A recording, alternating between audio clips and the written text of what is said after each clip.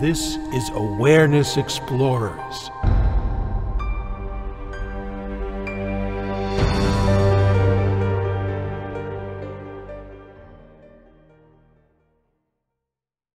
Well, welcome, fellow Awareness Explorers.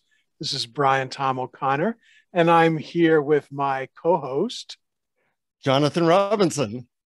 And today we're doing something different because I'm going to be interviewing Jonathan about his new book, The Enlightenment Project. And I'm very excited to talk about it. It just came out in Kindle and paperback, and we're going to find out all about it. But first, how are you doing today, Jonathan? I'm doing good. This is my third interview about the book so far today. So enjoying it. I just started that today, and it's really fun. Great. How did the others go? Really well, surprisingly well. You know, there's so many interesting stories in the book because, you know, I've interviewed now 100 spiritual leaders. And it's fun to revisit that. It's fun to talk about the techniques and the lessons, keeps it alive for me, and hopefully it inspires and is useful to other people. Well, yes, I hope so too. And I'm pretty sure it is going to be. But first, I just want to ask you about the title, The Enlightenment Project, and two questions about it. Why is it called The Enlightenment Project? And maybe, first of all, what is enlightenment? Well, first, the book title, you know, there was a book that came out in 2011 called The Happiness Project, in which the author Gretchen Rubin talked about taking a year to focus on positive psychology methods to see what worked and what didn't. And I realized I've kind of been doing that for the last, 50 years or so, where I, busy trying to find out what in the enlightenment space, non-duality space, whatever you want to call it, works, what doesn't, what are the myths, what's really true. And, you know, it was kind of a hobby of meeting 100 spiritual leaders ranging from Mother Teresa to the Dalai Lama and just finding out what they are like, what their lives are like. I share a bunch of gossip in the book about, what it's like meeting some of these people. And what I wanted to do is, I've had the good fortune to learn a lot. And I thought I'd put it all in one book, and hopefully it would be really useful to other people, and they wouldn't have to spend 50 years doing the same thing I did. But your second question was, what is enlightenment? I like Adyashanti's definition. He says enlightenment is perceiving without the lens of the ego. That's a very simple definition. Another definition is when you shift your identity from your ego personality to either what you might call your soul or consciousness or awareness. And I think everybody's had moments of that, but it's very different when that starts to be a major shift in your life, or when you are so shifted into an identity as awareness that you don't feel like the old character is there anymore. You know, one of the ways I kind of make the shift really quickly, I have obviously, from this podcast and the interviews, a lot of methods, but one of my favorites is, can I see through the Jonathan character? Can I see through the role I'm playing right now and into that there's an awareness here, there's a spaciousness here, and some characters working through that space. Well, I love the term, the Jonathan character, and I think that's really useful. But some people have the impression that when you become enlightened, that your ego disappears and the Jonathan character or the Brian character disappears and goes away. And that is actually frightening to some people. Does it really go away, or does it need to? Well, certainly hasn't for me. That's a bummer. Maybe it does in some people, but that's not necessarily a good thing. The ego or a sense of ego can be very useful in the world. So I think of it like, we live in two channels. There's channel two, where there's me and there's you. There's inside, there's outside, there's good and bad, right and wrong, blah, blah, blah. And then there's channel one. In channel one, everything is connected. It all emanates from a mystery of awareness and consciousness. And it's really nice to have two channels in this world, because channel two is pretty friggin', screwed up most of the time. And channel one is always peaceful and everything's connected. So, once I realized that, and I was a depressed, suicidal teenager, and I realized there was another channel to tune into, the question became, how can I get there as quickly as possible and as often as possible? Not that channel two is bad. It's just that, two channels and two heads are better than one. Well, I love that analogy. And as a matter of fact, channel two can be probably very useful, especially if you know that at any time you wanted to, you can switch to channel one. Yeah. How has channel one helped bring you out of depression and suicidal tendencies? Well, I can still get depressed. I don't have any suicidal thoughts anymore, but it's very different being depressed when you think that, Jonathan or whoever you are is depressed versus, oh, there's sadness going through an open field of awareness right now. And that's a very different experience. There's not a heaviness or a feeling of hopelessness or a feeling that it's even going to go on for very long. It's just now. And the now in 5 seconds from now might be very different. Whereas when you're kind of like in depression, there's a sense like there's a character that's been depressed, that will be depressed, that's going to be depressed for a long time, and it's really heavy and terrible, and there's no way out of it.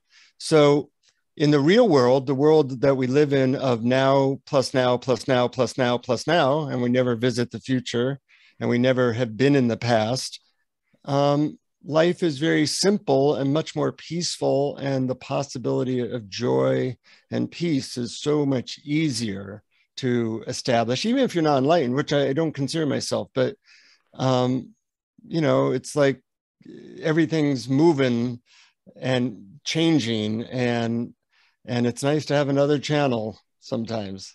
Well, it sounds like a kind of a shift in identity where you're experiencing it from as the Jonathan character, or as the Brian character, or as the larger field of awareness. And it sounds to me what you're saying is when you can make that shift, then the experience of your emotions don't seem so horrible, or don't seem like they even shouldn't be there. Yeah, and it's like taking off a very heavy backpack. Right. Quite a relief, I'm sure. Yeah. To the extent that I can do that, which is, I have my good moments and my bad moments. Well, but knowing that it's only just a second or a slight effort away is really hopeful and makes life a lot more pleasant. Yeah, I'm with you there. One thing I noticed about your book is that you, especially towards the beginning, you talk a lot about your experience with the Finder's Course, and that a lot of your ideas and methods come from there. Could you talk a little bit about your experience of that and how that informs the book? Yeah, I was with a spiritual teacher for 26 years, and I had explored a few other things. I thought I knew like every method out there, but Dr. Jeffrey Martin in the Finder's Course, said you can learn a bunch of methods. What he did is very similar to what I did. He interviewed a lot of awakened people and said, what is your best method for getting there? And it ends up, I didn't know a lot of these methods, and they are really great. And I describe a bunch of them in the Enlightenment Project book. And you can take his course, which costs, a bunch of money. It's a great course. But I want these methods to be out there to a larger audience for people who don't necessarily have the 2 hours a day to take his course, or the $1,000 or whatever it is to take his course. That these methods should be available to everyone. And, there's a certain percentage of people that will try a certain method and immediately it just makes their head explode. And, they can't believe how did I not know this? That's not everybody, but if you try enough things from the Finder's Course or from my book, you usually find something that, wow, that worked surprisingly well.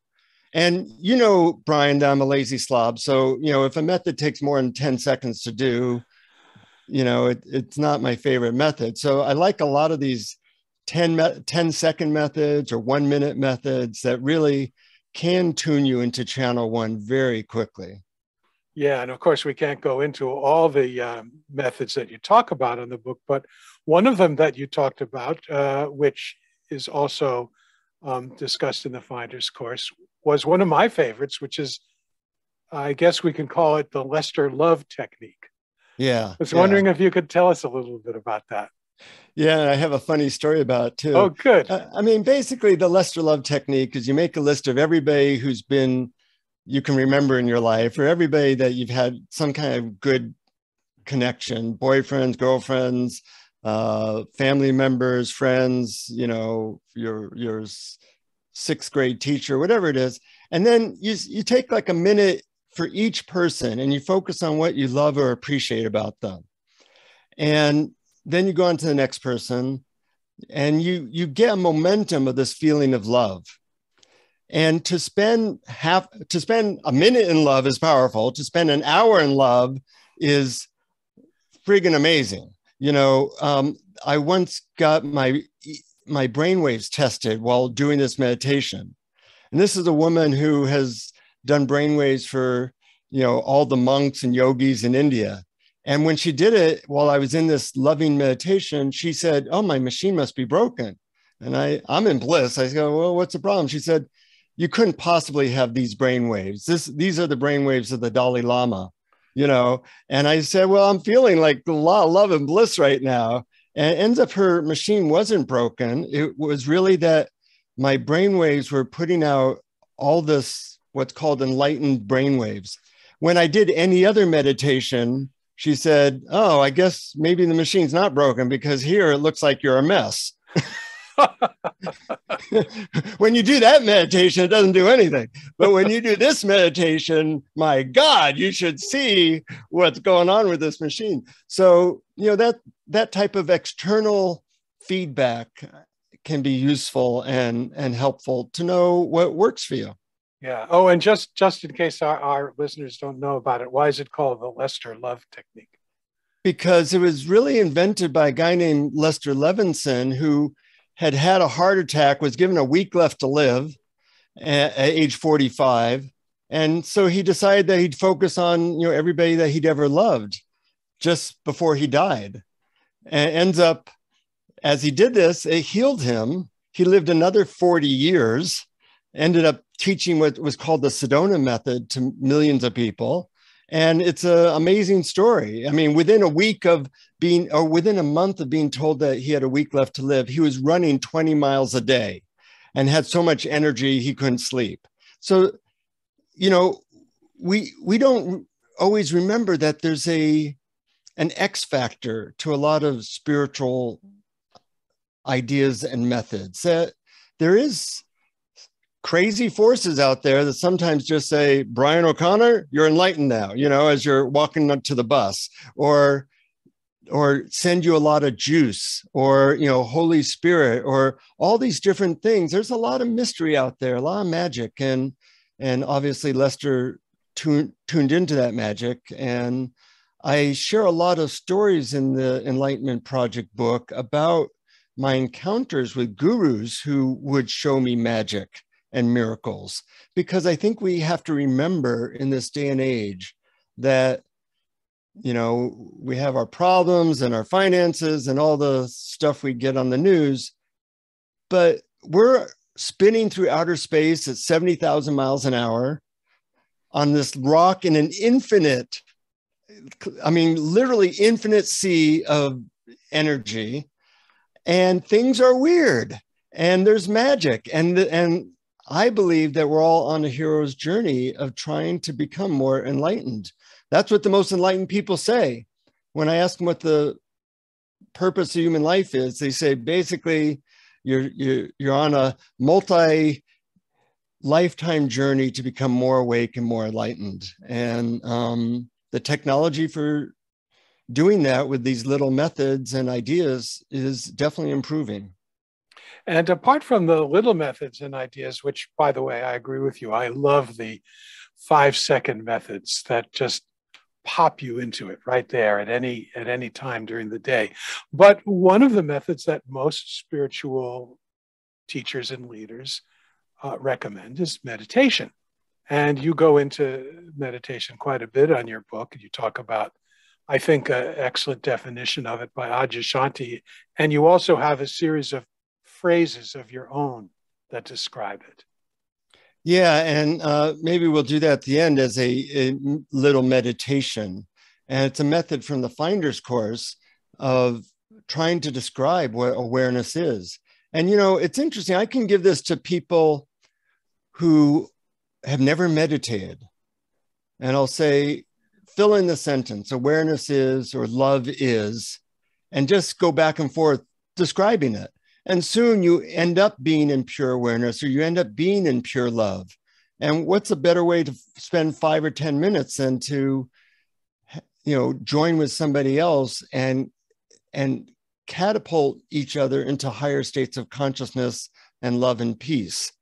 You know, it doesn't take a long meditation retreat. It doesn't take going to India. It's really pretty accessible now if you know the right ideas and methods. Yeah, and some people talk about meditation as, there's many different meditations, meditation on your own, meditation with 2 people together, guided meditations as well.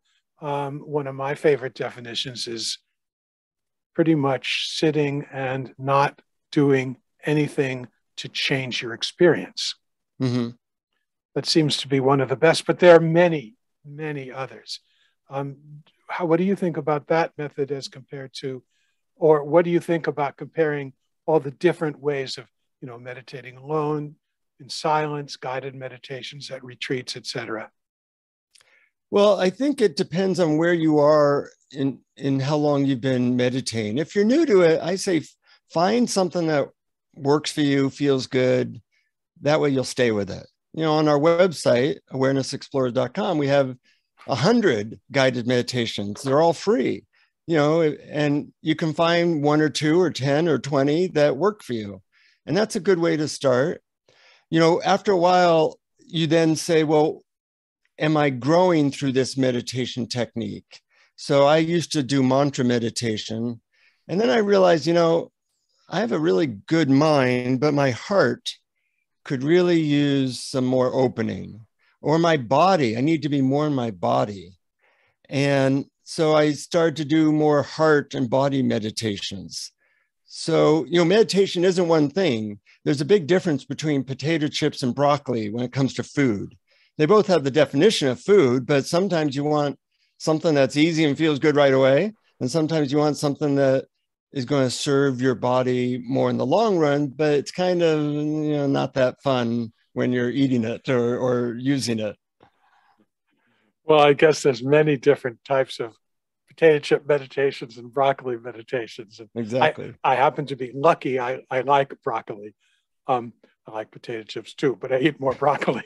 But one thing that I notice you talk about, and I know that you focused on this as long as I've known you, is bringing meditation and bringing any kind of spiritual awakening into everyday life. That it's not just about what happens on the cushion or in the meditation room or in your chair. It's really the rubber hits the road in how you live your life, how you interact with people. Mm-hmm. Yeah, luckily I had a teacher that focused on that, you know, and if you can make use of your daily life for learning, for becoming a better human being in specific ways, or for becoming more enlightened, you know, that gives you 23 more hours or 15 more hours or whatever it is than just the time you spend on meditation cushion. And there's not a lot of information about that.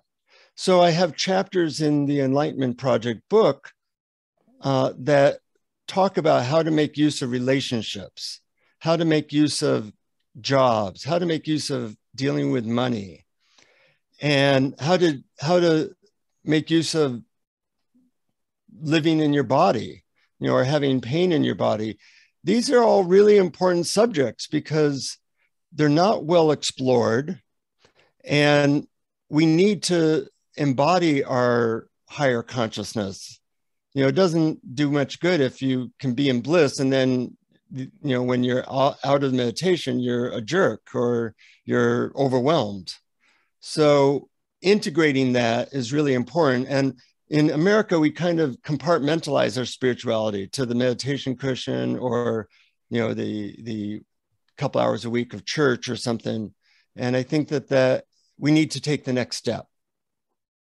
Yeah, and something else you mentioned in this last response was the body, and you talk about that in the book, and that's something that seems to be coming more and more into focus among spiritual teachers these days.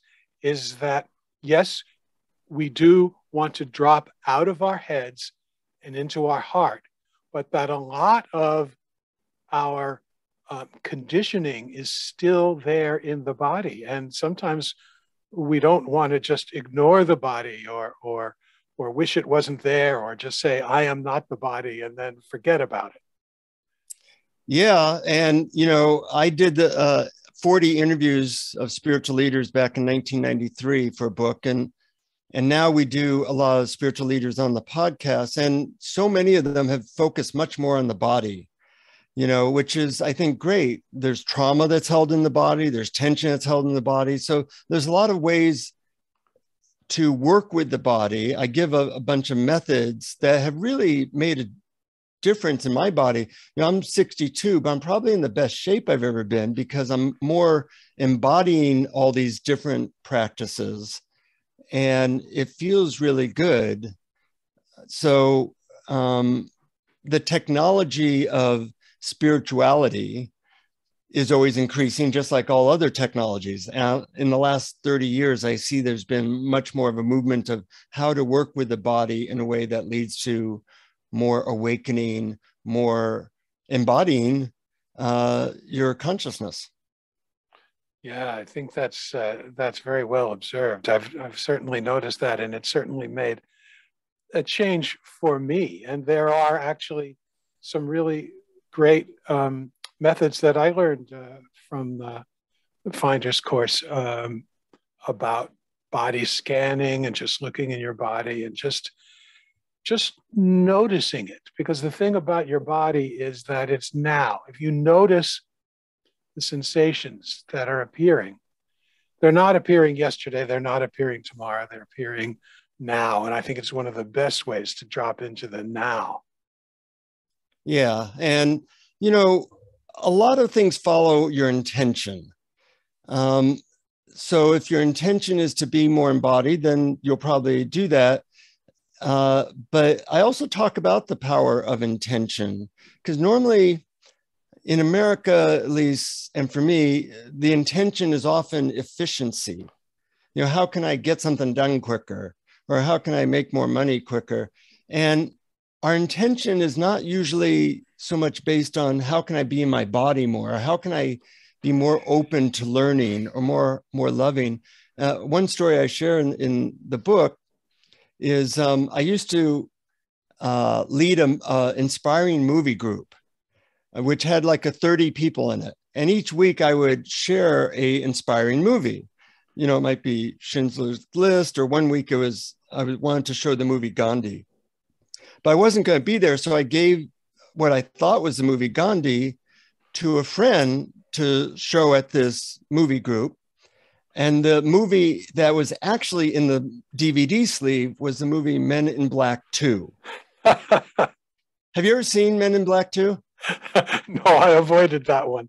Yeah, although I loved Men in Black 1. And Men in Black 3 was pretty good, but Men in Black 2 was blasted by critics and audiences as being really bad. And what was funny is after people would watch these movies, I tell them to write a page about what they learned and what inspired them from the movie. So they've had 20 weeks of watching these incredible movies and being very inspired. And then they are presented with Men in Black 2. And what was hysterical was that they all wrote how amazing and inspiring this movie was. One of the worst movies of all time. Will Smith actually said, this movie is so bad, you shouldn't watch it. That's how bad that movie was. And but their intention was to look for what's profound and transformative in a movie. And they found it because that's what their intention was. And when your intention is to be in your body, you'll be in your body. When your intention is to get things done, you'll get things done. When your intention is to awaken, and then you surround yourself with podcasts or like this, or the book or other books, and things slowly move in that direction. And I think, congratulations to people listening to this podcast, because obviously you have realized that there's a limit to channel 2. And that if you ever want to really be happy, it's going to be found by integrating channel 1 and the peace and love inside of us into your life. That's a great story. And I can't resist one of the other stories that you tell in the book. One of my favorites is the one about Joe and his wife and the messy house. I was wondering if you wouldn't mind. I don't even know if I've ever told this story before on the podcast. I don't think so. So I had this agent who used to be my agent, and he claimed, and I believed him, had awakened. They lived in a state of total peace and connection with what he called God. And one day he came over to I came over to his house. And when I went into his house, I noticed that it was like, I'm not a neat person, but this was way beyond the pale. This was like, I could not live in this squalor. And then as I go through his kitchen, it was even worse. Like dishes were piled high. And I finally went to his back office before briefly meeting his wife, who was, pretty obese. She was smoking a cigarette. And it looked like a different type of household than I would have expected. So in his office, he said, I bet you're wondering why my house is such a mess. And I said, well, yeah, you must be psychic. And he laughed. And he said, well, it's an interesting story. A bunch of years ago, I was thinking of leaving my wife and kids, but I decided I would surrender to God to see what I should do. And I completely said, God, I'll do whatever you suggest. And to his amazement, his consciousness shifted. He went into a state of bliss and realized that as long as he surrendered to what is, he would stay in this blissful, peaceful place. So he is living with a wife that has no interest in what he's doing in a dirty place, and he's totally fine with it. And as long as he allows them, his wife and his kids, to be who they are, and the messiness to be there, he's in a state of complete peace. And, we all have struggles with children or bosses or kids. And I always remember the story, like, if you can find peace in his household with all that mess, then you should be able to find peace with the small inconveniences most of us face. Well, it's an amazing trade-off that most of us are probably not willing to make. Giving up the idea that other people should be anything other than the way they are, and in return, bliss, happiness, joy. Yeah, that's a pretty good trade-off if if it was that clear to us. And if you've ever had moments, as I'm sure you have, where you just kind of let go of resisting what is.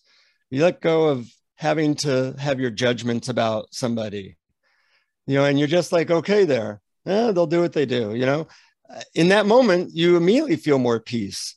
So it's really, there are methods that help, but the attitude of like, I'm just going to allow what is. Here's the instant. I'm going to give people the instant peace technique. Are you ready? Oh, yeah. whatever is happening in your life, root for it to go that way. Haha. Yeah. But we do the opposite. Absolutely. And it doesn't really do much good.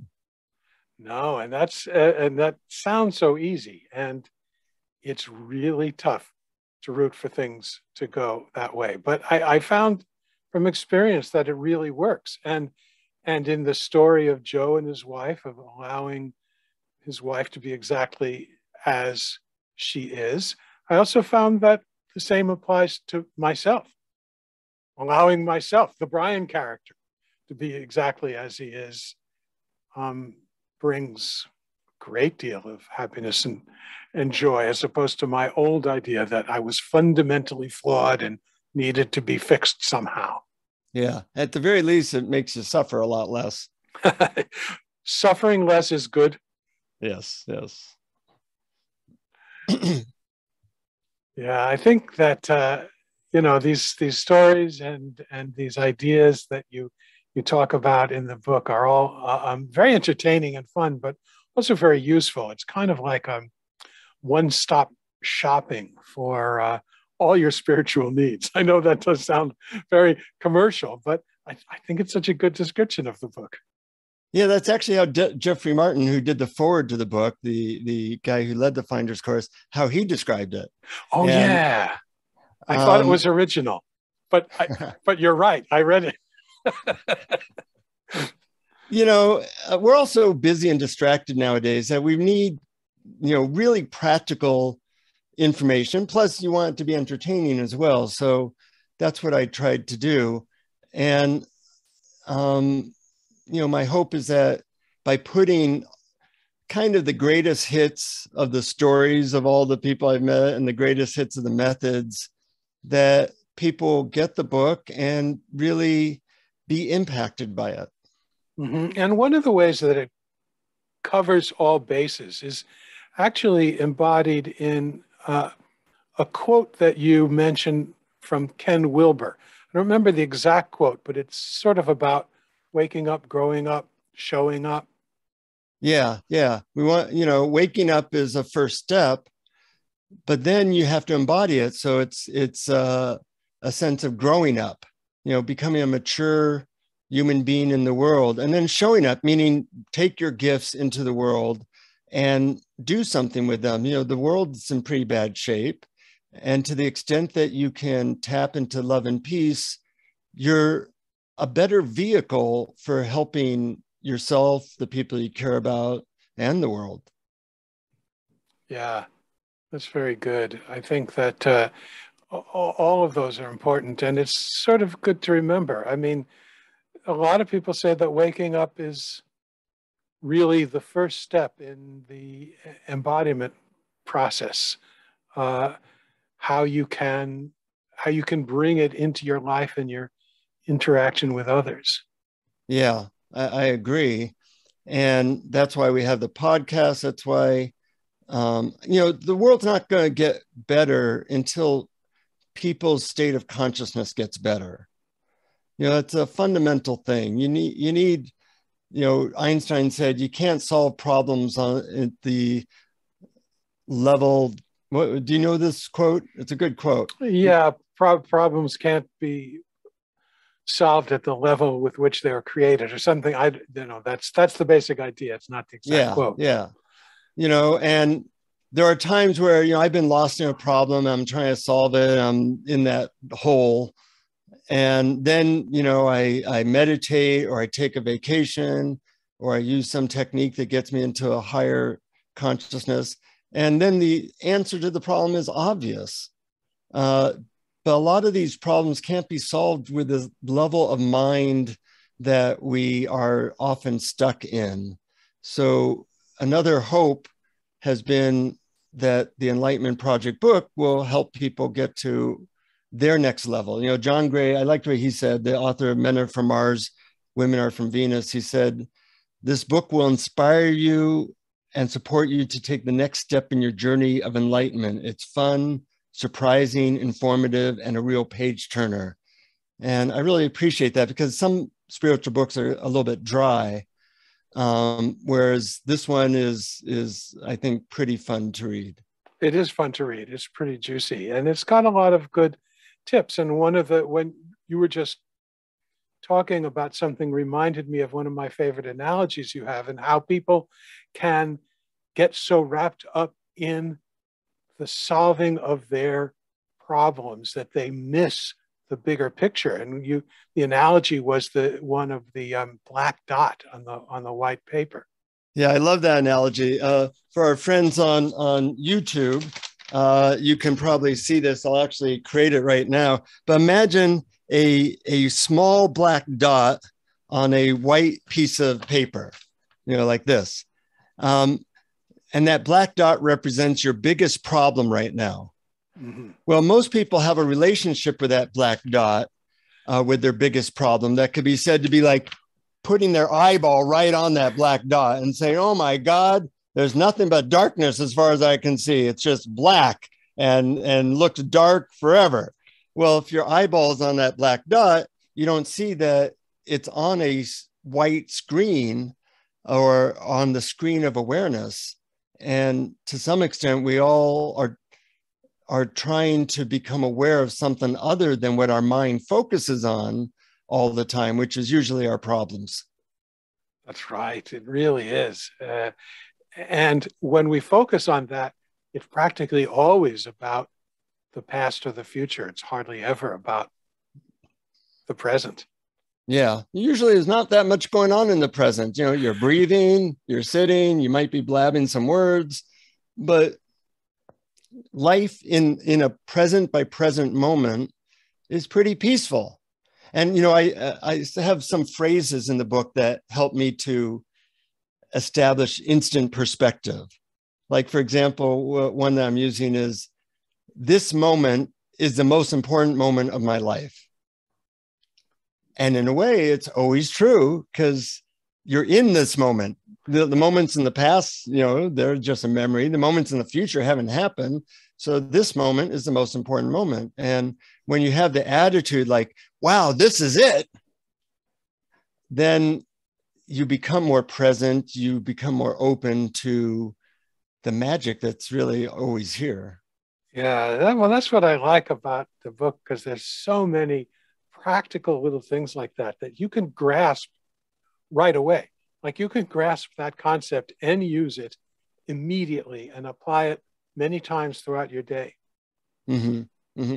I knew there'd be an advantage for me being so lazy, that God has used my laziness to find the simplest, easiest ways to tap into something better. Well, I am too. And I used to despair that I didn't have the discipline to follow the really difficult ascetic, is that the right word?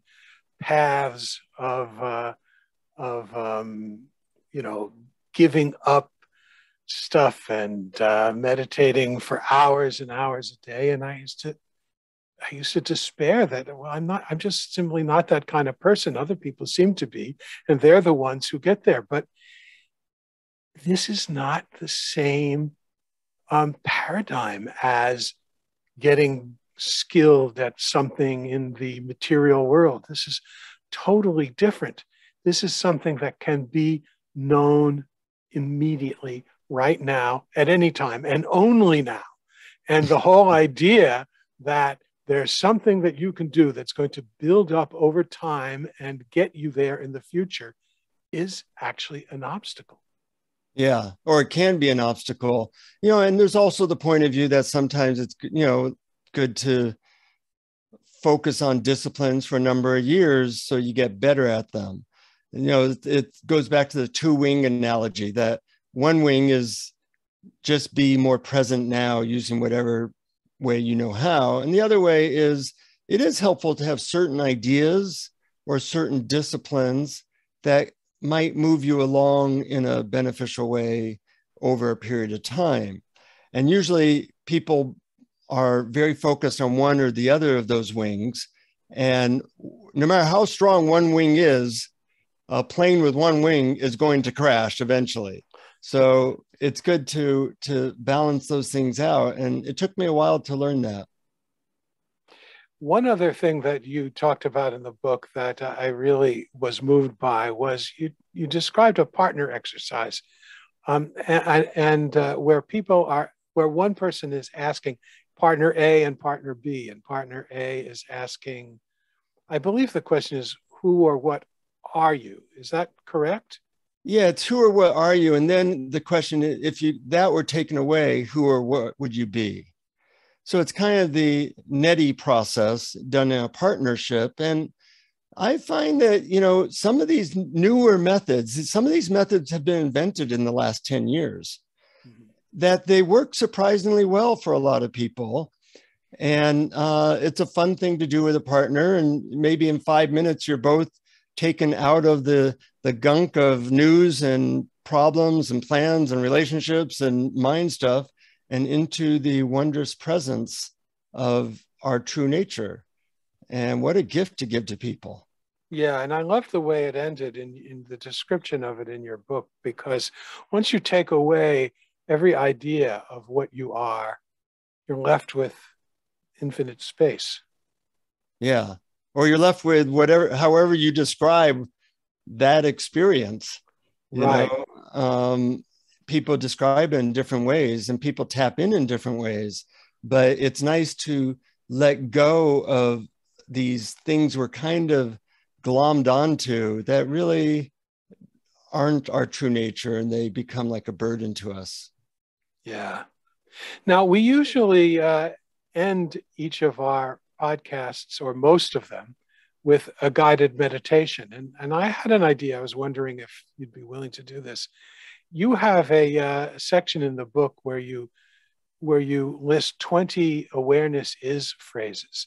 And I was wondering, I thought that would make a wonderful guided meditation. Is that something that you think would be cool to Sure. do?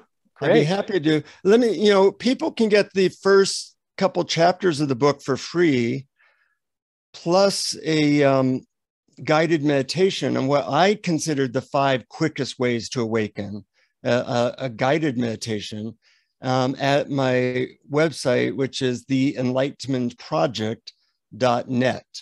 So, you put in your email address and you get those downloads for free. And you can also learn about the book. And there's a lot of free resources on that website, the enlightenmentproject.net.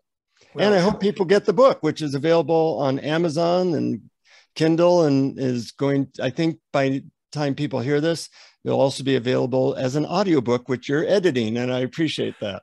yes, and I'm enjoying doing that as well. Yeah. And before we do the guided meditation, I probably should ask if there's something that you feel we haven't touched on that you think would be, other than your website and everything, that you'd love to have our listeners to know. Well, one chapter in the book, which is interesting, is all about the myths of enlightenment. I think a lot of people miss the little enlightenment moments because they have some idea or belief that is actually counter to enlightenment. And once people see that those myths really aren't true, it actually gives them more access to noticing moments, brief moments of awakening in their daily life. So that's, one of 18 chapters, but, I think there's enough in that book really for anyone to say, wow, that was something that was very helpful.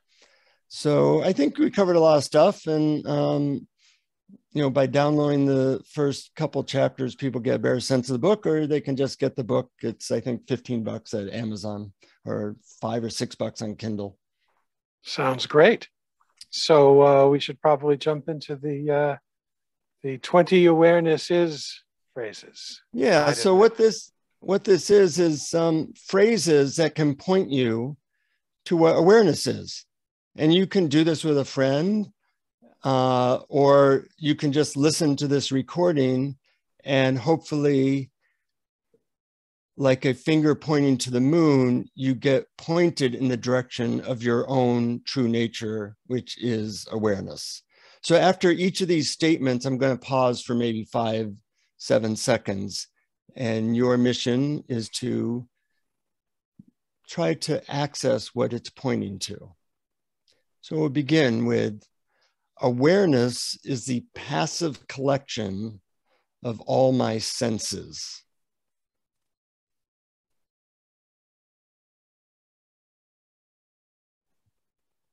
Awareness is the effortless receiving of sound, sights, thoughts, and emotions.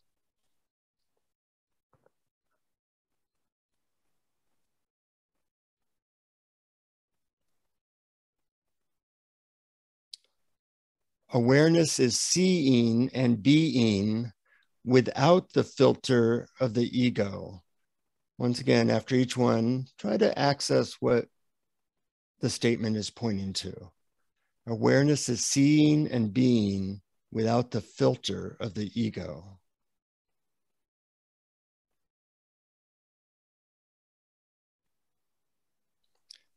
Awareness is the hum of silence underneath your thoughts.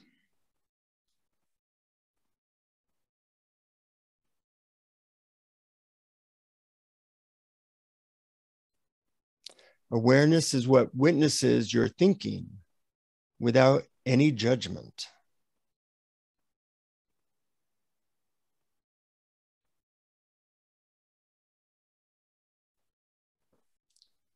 Awareness notices what happens to you before the judgmental mind interprets things.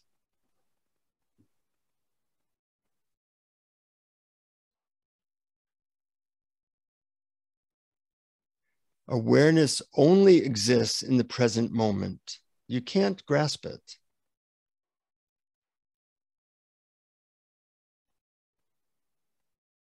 Awareness is a shift in identity from wave to ocean.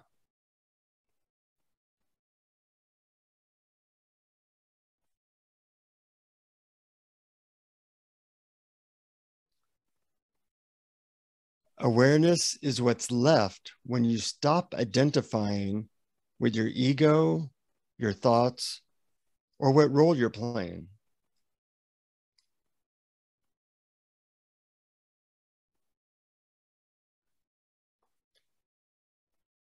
Awareness is something you relax or let go into.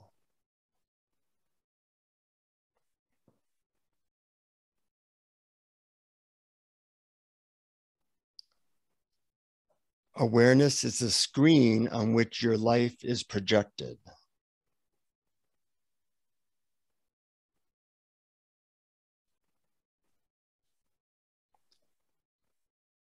Awareness is the full allowing of exactly what is happening in this moment.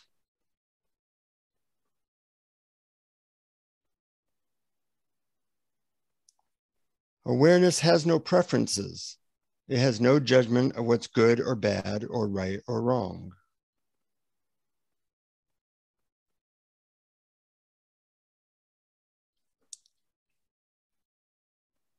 Awareness is unconditional love of what is.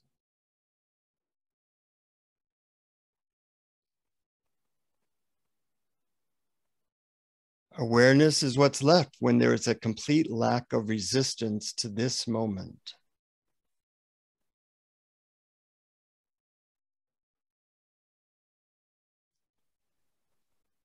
Awareness is the vibrating energy that animates all of life.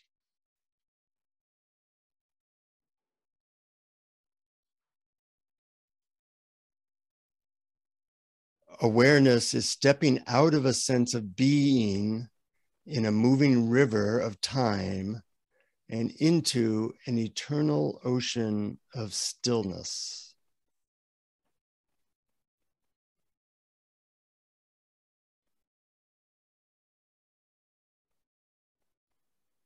Awareness is like a mirror that reflects whatever is in front of it.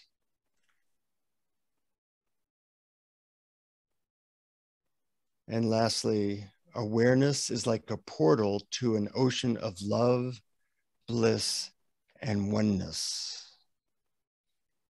And slowly, if your eyes were closed, feel free to open them and try to maintain some awareness of awareness. as you go about your day. Oh, thank you so much. That was lovely.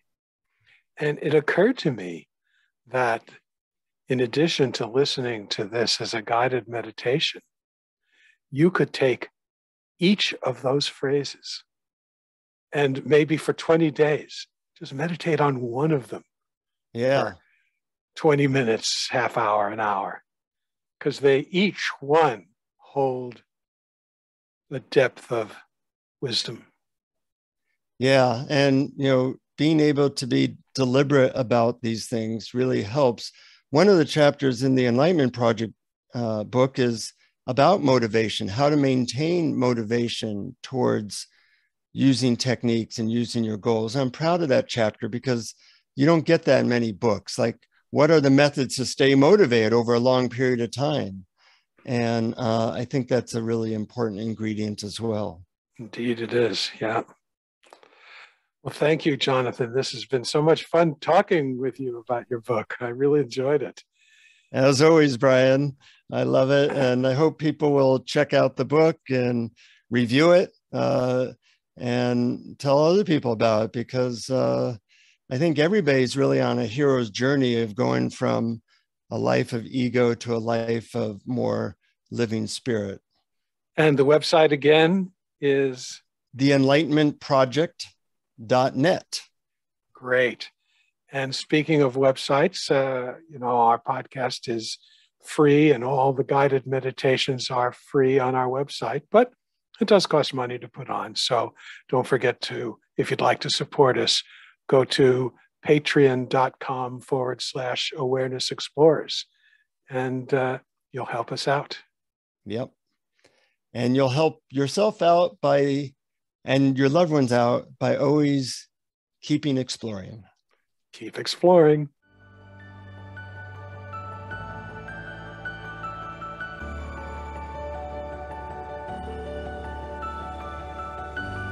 Thank you for listening to Awareness Explorers. To learn more, you can check out our website at awarenessexplorers.com. Please subscribe to our podcast on your favorite podcast app. We'd love it if you would post a review. And please share our link on Facebook and with family and friends, because knowing yourself as awareness is the greatest gift you can give yourself or someone you love.